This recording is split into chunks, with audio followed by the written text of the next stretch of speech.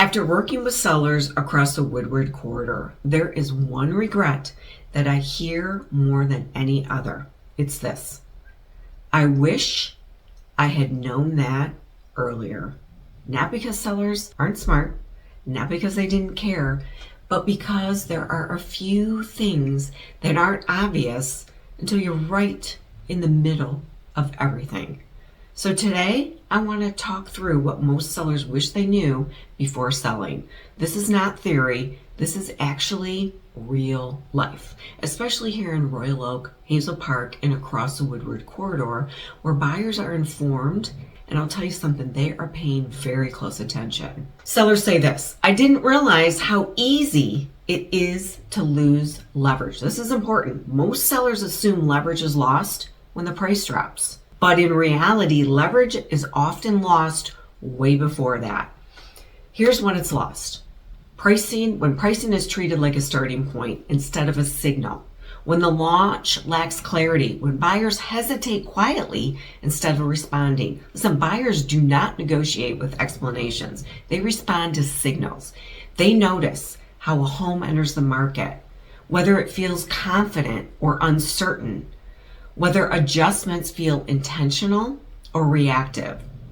And by the time sellers feel stuck, the market has already formed an opinion.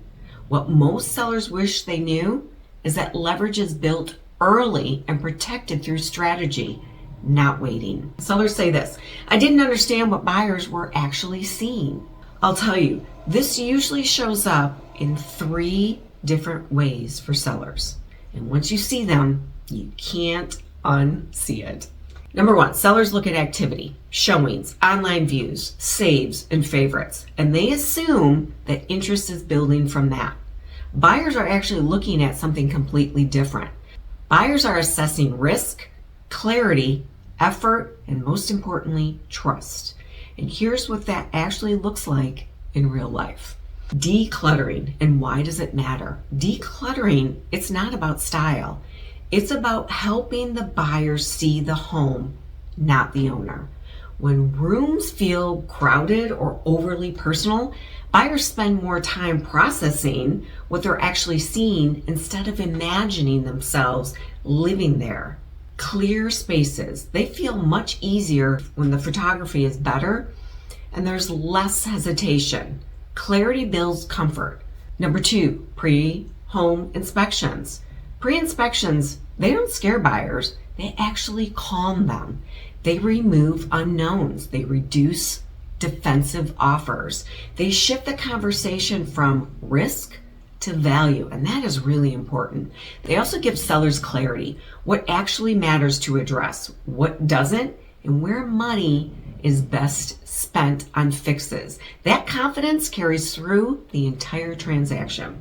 And here we go. What to fix and what not to fix. This is where sellers often feel the most unsure. Listen, I'm going to tell you, not everything needs to be repaired, and fixing everything can actually work against you. The goal is not perfection, it's trust. Fixing items that raise questions, addressing things buyers will notice immediately, and leaving cosmetic preferences alone. Questions, they slow down decision. Clarity speeds them up. This is where sellers often get tripped up, not because they're careless, but because no one has clearly explained this part of the selling process. And listen, buyers, they aren't judging, they're assessing risk. And homes that feel honest and well prepared, they reduce that risk. I did not realize how important trust was. I hear that from sellers. This is a quiet one, and it's often the most expensive when ignored. Listen, buyers don't write strong offers when they feel tense.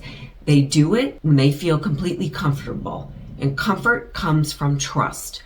Trust in how the home is presented, trust in the information and how it's shared, how transparent the process feels, how confident the sellers appear. When trust is missing, buyers wait, and they assume something will change. They protect themselves. When trust is present, buyers lean in. What most sellers wish they knew: trust isn't soft, It's actually strategic. It's what allows buyers to write clean offers and move forward decisively. What do sellers wish they had done differently? Well, I'll tell you something. Most sellers, they don't wish they had timed the market better. That's for sure. They wish they had understood buyer behavior way earlier, focused on clarity instead of guessing, asked better questions in the beginning, trusted a strategy instead of hoping. Regret rarely comes from action. It comes from not knowing what matters most when it mattered most. Listen, selling a home isn't just a financial decision. It's a sequence of small choices that add up to momentum, or it goes to friction. Understanding what most sellers wish they had known earlier doesn't create pressure, it actually creates protection.